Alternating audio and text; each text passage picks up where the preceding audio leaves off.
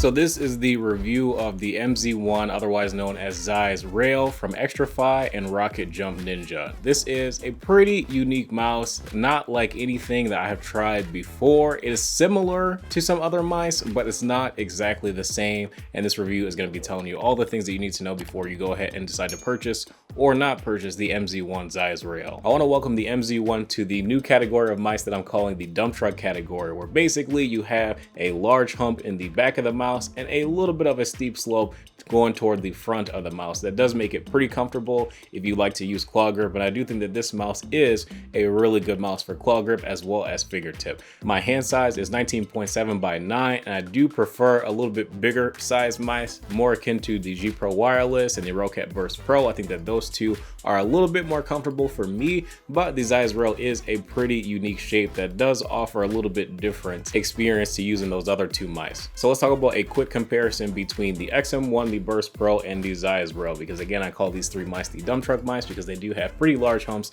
in the back of the mouse. And more or less, the Zeiss Rail does move that hump all the way to the rear of the mouse. And what that does is that it gives your palm just a little bit more support, even if you do have larger size hands. But because the mouse is a little bit shorter than those other two mice, I do find that my grip does land my fingertips at the very edge of the mouse buttons, which isn't necessarily a bad thing, and I never find that my fingertips slip off of the front of the mouse buttons. I'm just saying to let you know in case you're thinking about, how your hand placement is going to be. Again, my natural grip for this mouse is a claw grip, and I do think that this is a really good contender for a claw grip. But when you take a look at the Burst Pro and the XM1, we see that the Zeiss Rail on the sides of the mouse is a lot less curved out than the Burst Pro and XM1. So let's talk about some great upgrades that Xtrfy has made, starting with the Zeiss Rail, and I hope that these upgrades continue when we move on to other Xtrfy mice in the future. So one, Xtrfy has fixed the Paracord. The old Paracord on the M42 and pretty much all the Xtrfy mice before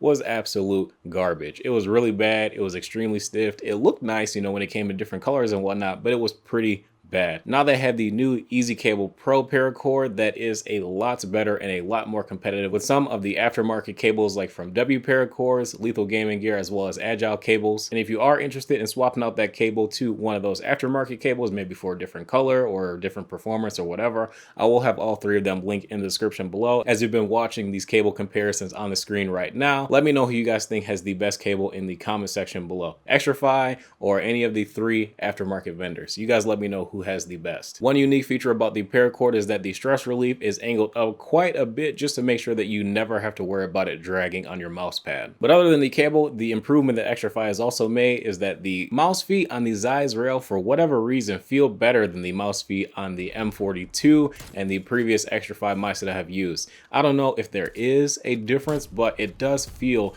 quite a bit smoother than those mouse feet. So I don't necessarily think that there is a need to swap out to aftermarket mouse feet, but you can if you want to. If you do, I would recommend either Core Pads or Tiger R2s would probably be your most notable upgrades. But otherwise, they do give you a spare set of mouse feet in the box, and I don't really think it's necessary to go for the aftermarket mouse feet. On the MZ1, we are using the KLGM 8.0 switches, which are incredibly crispy. Here's a quick sound test so you guys can hear for yourself, but this one, also compared to the XM1R, like these switches are super crispy. I like them quite a bit. I wouldn't necessarily say that they are my favorite because I do think that the tension on the switches could be slightly lighter, but it's not really that big of a deal, and I don't really have a problem clicking rapidly.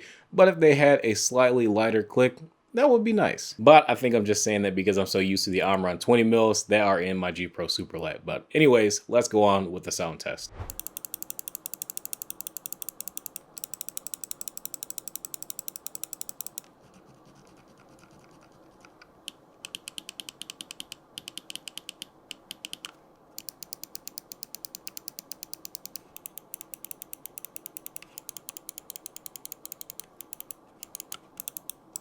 On the bottom of the mouse, you do have your DPI button, your 3389 sensor, as well as a switch that has 4 different settings, one being your RGB controls, one being your polling rate, the other being lift-off distance, and one to remap that top button on your mouse to F11 that you can set your top mounted DPI button on your mouse typically mapped to something else in your favorite game. There is a manual that will tell you, if you have to hold that DPI button and use the right click button to change like the different functions and whatnot, so you just have to match up the color code from the manual up to into the RGB lights on the actual mouse to figure out what your DPI is, your RGB settings, and all that good stuff. So it's not really rocket science to use, and it's pretty easy, but you probably just want to make sure that you don't lose that little manual. The scroll wheel is really good as well. It's incredibly smooth. It feels like it might be lubed or something. Is that what everybody's doing nowadays, lubing scroll wheels? It's moderately tactile. It's not super duper clicky and tactile, but it's pretty good. You get enough feedback in my opinion, but I do appreciate how smooth that scroll wheel is. And then in terms of my overall experience using the MZ1, again, for my grip style, I typically use the claw grip, and I do have my fingertips pretty much laying at the very end of the mouse 1 and 2 buttons. And I didn't really have a problem. My fingers never really slipped off of the mouse 1 and 2, so I never misclicked or anything like that, or completely missed hitting the switch at all. So if you have bigger hands, you are definitely able to use this mouse.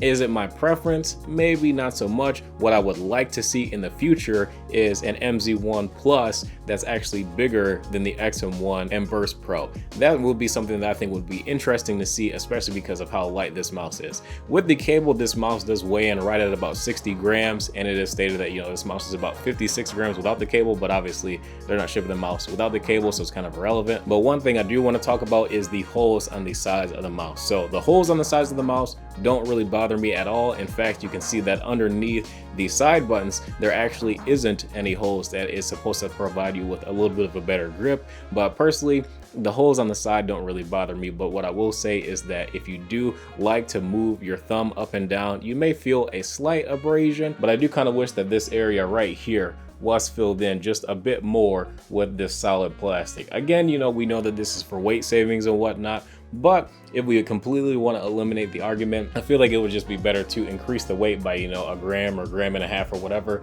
and just fill in this area here. So overall, my opinion on the MZ1 is that the back of the mouse is a little bit skinnier than both the XM1 and the Burst Pro, but the overall mouse is a little bit shorter than both of those mice as well. So I do think that this one is a really good pickup if you're waiting for endgame gear to make an XM1 Mini, which for whatever reason still is not here yet. I do think that this is something that can potentially take the place of that mouse for the time being, even though it's not a carbon copy of the XM1. In fact, the shape is close, but not really. Like, it is very unique in terms of the way that you grip the mouse is a pretty similar fashion to how you would grip a Burst Pro or XM1. So for those of you that are looking for a smaller one, I would definitely say that this one would be a pretty good contender. But I'm glad that Xtrfy was able to work with a YouTuber, namely being Rocket Jump Ninja, to help design his own mouse and also bring it to the market for everybody else to try. So that's pretty cool. I hope that this isn't the end of companies, you know, working with content creators and tech content creators in specific to design products specifically made for them and people that are interested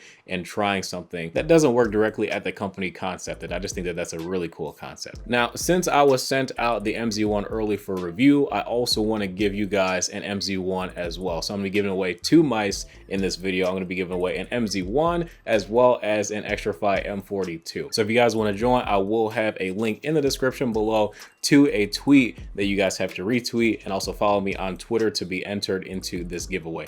Obviously, there's 2 mice. There's going to be 2 winners. So I will announce the winners on Twitter 2 weeks after the posting of this video. Very simple rules to enter. Again, just follow me on Twitter and retweet the tweet. The winners for the mouse will have to be in the continental US. But if you happen to win and you aren't from the US, I will be giving out a $30 Steam card instead to the winner if they are outside of the US. So potentially there will be either 2 winners if they both happen to be from the US. But if there is another winner that is not from the US, I will substitute that with a $30 Steam card. So you'll get something. I got you. But that is going to be it for this video. If you guys enjoy, feel free to drop a like and subscribe if you guys are new to the channel as well. If you guys have any questions, feel free to drop them in the comment section below, or also join my Discord channel, and I will see you guys in the next video.